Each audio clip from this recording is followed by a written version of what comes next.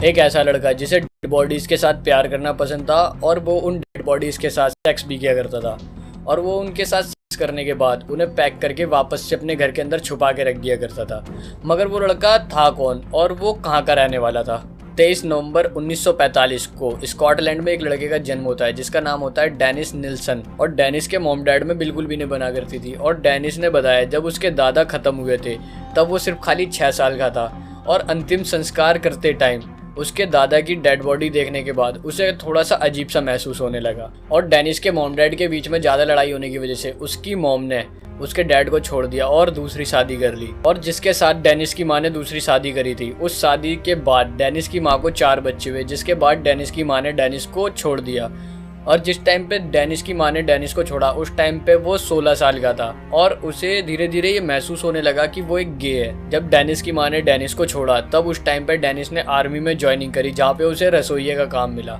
जब डेनिस रसोइये का काम किया करता था तो वो अपने माइंड में एक थॉट लेके आता था कि उसके सामने एक लड़के की डेड बॉडी पड़ी है जो कि बिल्कुल स्लिम है और वो उस डेड बॉडी के साथ सेक्स कर रहा है। और जब ये थॉट वो अपने माइंड में लेकर आया करता था तो वो उस टाइम पे मास्टरबेट किया करता था। और जब वो मास्टरबेट किया करता था तो वो अपने माइंड में ये थॉट भी लेके आता था कि वो उन डेड बॉडीज को काट रहा है, फाड़ रहा है और उनके साथ वो सेक्स भी कर रहा है। और ऐसे थॉट वो अपने माइंड में डेली लेके आया करता था। जिसके बाद उसने पुलिस की जॉब के लिए अप्लाई करा और उसकी पुलिस की जॉब भी लग गई। जब डेनिस की पुलिस की जॉब लगी तो डेनिस जो है नई नई डेड बॉडीज देखा करता था, जिसके बाद वो अपने माइंड में सेक्सुअल थॉट लेके आया करता था।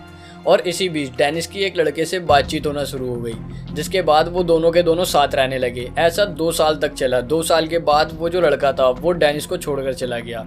जब पुलिस ने उस लड़के से पूछताछ करी तो उसने बताया कि डेनिस के और उसके बीच में कुछ भी नहीं हुआ।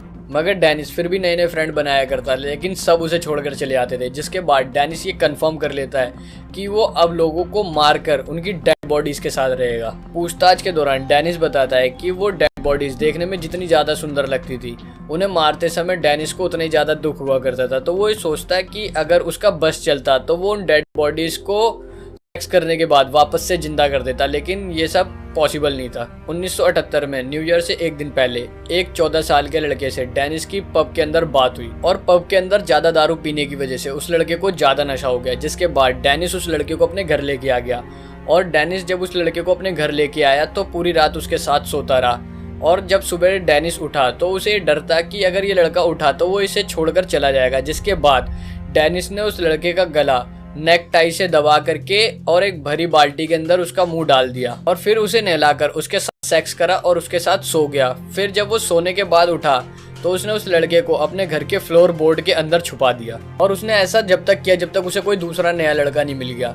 जिसके बाद उसने ऐसा कई सारे लड़कों के साथ किया और उनने उस सभी लड़कों की डेड बॉडीज को अपने फर्श के नीचे छुपा दिया।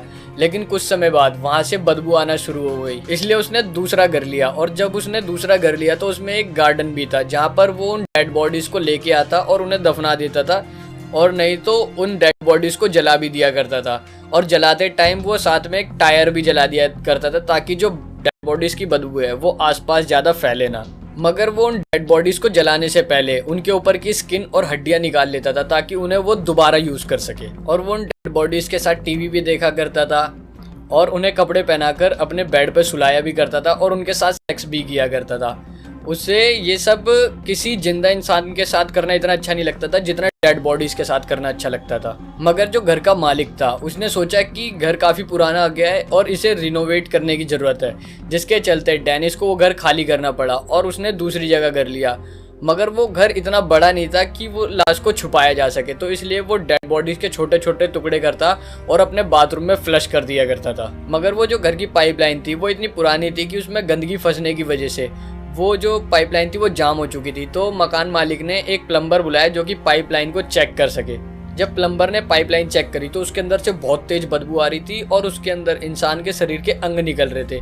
जिसके बाद प्लम्बर ने और मकान मालिक ने पुलिस को बुलाया। जब पुलिस वहां पर आई तो उन्होंने चेक करा तो उन्हें भी दिखाई दिया कि उसके अंदर से इंसान के शरीर के अंग निकल रहे हैं। जब पुलिस डेनिस से पूछताछ करती है कि बाकी के शरीर के हिस्से कहाँ हैं, तो डेनिस अपनी अलमारी खोलता है और वहां से एक कचरे का बैग लेके आता है जिसके अंदर बाकी के शरीर के हिस्से पड़े होते हैं। तो पुलिस उसके घर की चेकिंग करती है और घर के कोने कोने में से कई सारे लड़कों के शरीर के हिस्से मिलना शुरू होते हैं और पुलिस उससे पूछती है कि तूने कितने लोगों को मारा है। तो डेनिस बताता है कि मुझे ठीक से तो याद नहीं है, लेकिन जहाँ तक मुझे याद है मैंने 12 से 15 लड़कों को मारा है। फिर 1983 में डेनिस को उम्र कैद की सजा हुई और जेल के अंदर डेनिस ने कभी भी ये डिमांड नहीं करी कि उसकी सजा को कम करा जाए या उसे छोड़ दिया जाए, और उसने अपना ज़्यादातर समय बुक के साथ बिता दिया। इस बारे में आपका क्या कहना है, कमेंट करके ज़रूर बताएं।